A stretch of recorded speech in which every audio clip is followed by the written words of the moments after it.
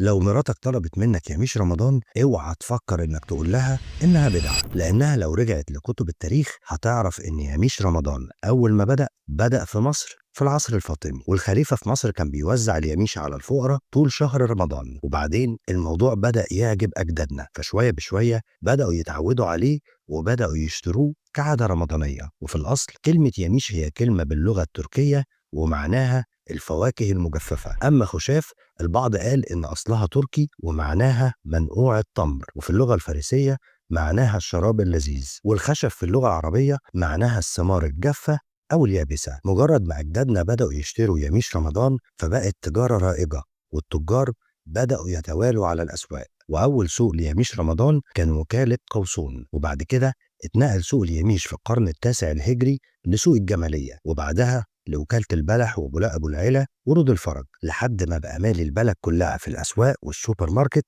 يعني من الآخر ملكش حجة. وكده أنا حذرتك.